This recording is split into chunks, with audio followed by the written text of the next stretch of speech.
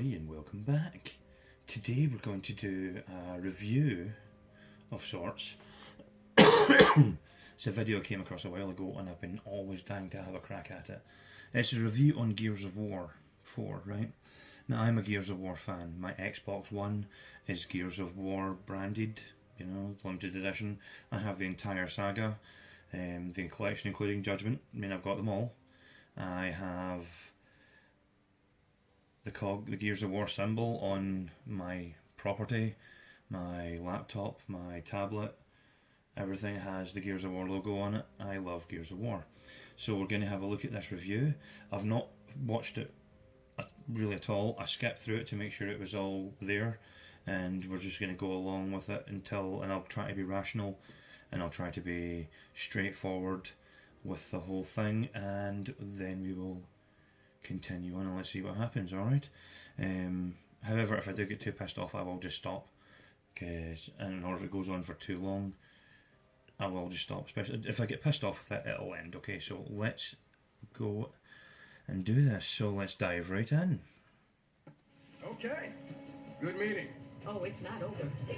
You two, grab the fabricator and follow me. Carmine!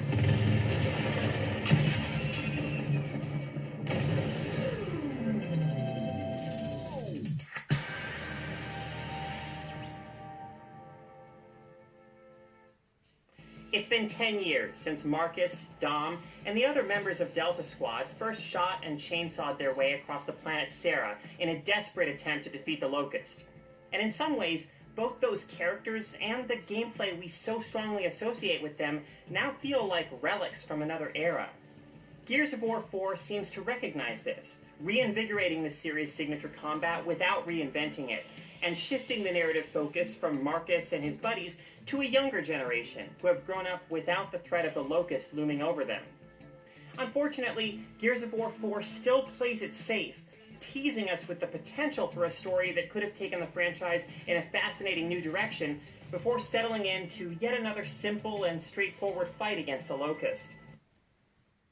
Isn't that kind of the point of the game? It's called Gears of War.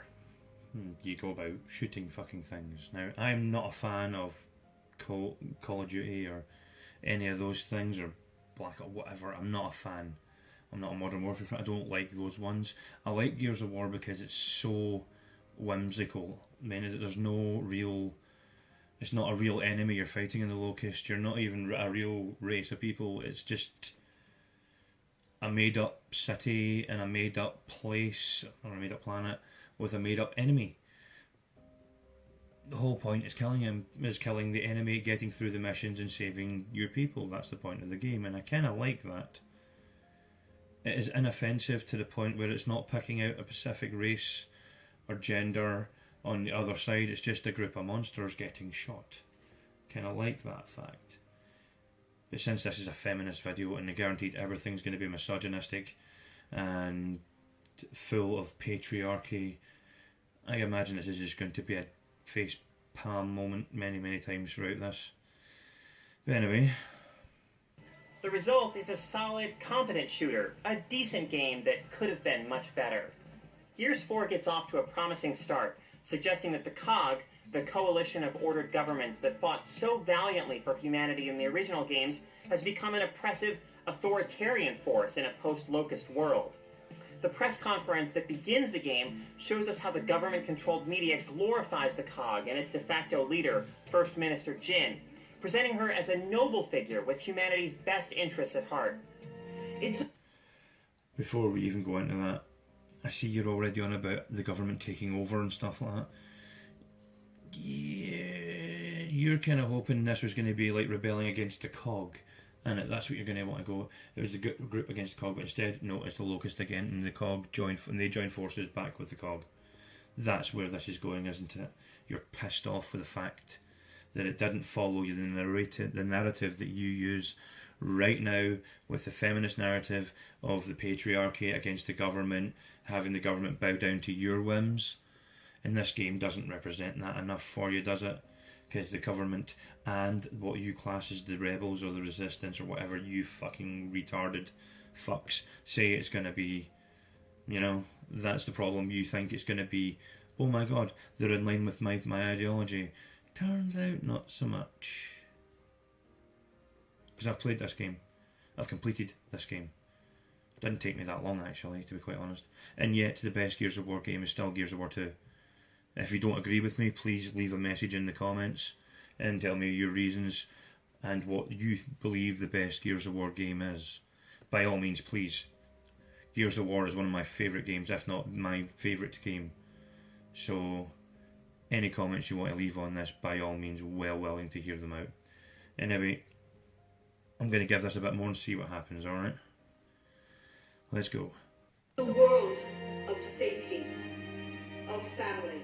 The reality of Jin's politics turn out to be more complicated, however, as people are required by law to live in fabricated cities, and women are required to participate in post-war repopulation efforts.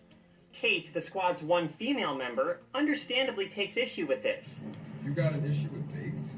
No, I have an issue with being told I need to have one. And I hoped the game might explore this idea some more, but it's quickly dropped and never mentioned again. Yeah, because it's another feminist fucking thing about we're oppressed, being forced into popularization. We're forced into using our genitalia to reproduce and help respawn the populace. Don't take this the fucking wrong way, you retard. Right? However, everything round about you, I think it was an MRA that said this, and it was another feminist who's now no longer a feminist because of this, when she actually listened to what he said. Everything around, I'm paraphrasing here, sorry. Everything around you was built by a man, but every person you see was made by a woman. We have biological purpose, right, to reproduce. It's a biological drive, a need, a desire to reproduce and repopulate, right? And just because feminists seem to be able to override their natural instincts, because when you ever held a baby, even a guy, it's like, okay, especially if you've got kids already and you hold a baby, especially if it's very young, a few months old, and or when it's just to that like 3-4 months old stage, it's really wide-eyed and curious about everything. You hold that child, even guys, and I'll admit this, guys get pretty too. Even myself. The other day there, I got a hold of my nephew. I was holding my nephew, he's only 3 months old. And even I was like, maybe I wouldn't mind another one. And then I remember I've got 3 children, and my oldest of which is 15, and my youngest of which is 10. So I'm more than happy to hand the child back. Right, anyway. That bit of the game was dropped because it was irrelevant to the game. Right? Don't be a fucking retard. The gameplay also starts off strong, before becoming more conventional and expected. As outsiders, humans who have chosen to defy the government and live in their own settlements, the protagonists face off against the COG's robot army in the early sections of the game. During these encounters, the combat feels simultaneously swift and hefty. Spherical enemies called trackers can be kicked away like soccer balls, lending the combat a playful physicality. And the spectacle of robots being dropped into the environment by massive planes flying overhead makes these battles feel dramatic and desperate. It's also during these first few acts that we see far more of Sarah's natural beauty than we ever have before. But soon, the game retreats into more standard and familiar territory. All the interesting early concerns about how the COG is misusing its military and industrial power go out the window when the game once again pits you against the Locust in the sorts of grimy industrial environments that were so common in the original Gears games. Hey retard! Yeah you retard! Isn't that the whole point, you retard? The fact is the game, it's you know you're in the same place, you know you're in the same world, because there's tie-ins to previous games, the same reality.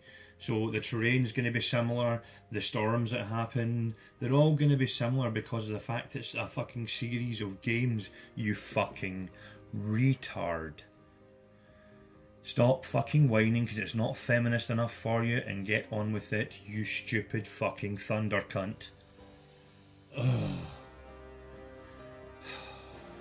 And oh, by the way, just so you know, the whole fighting the COG thing, the only reason the COG were after them in the first place is because they thought, and by the way, spoiler alert, they thought that they were the ones who were kidnapping people.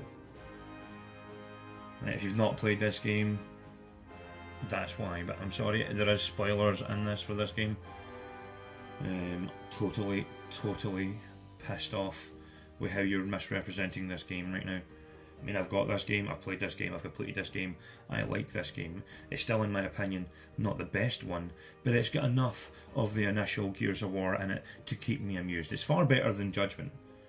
By all means, Judgment was okay, wasn't great, but this is far better than Judgment, but it's still, in my opinion, not as good as Gears of War 2. And not because of gameplay or graphics, just purely because the game as a whole, the storyline, the plot, the way it worked, in my opinion, was a better game. Anyway. I really can't be bothered listening to this fucking retard anymore. I'm going to leave the link to the description, in the description for the original video if you want to watch it all and make your own opinion about it.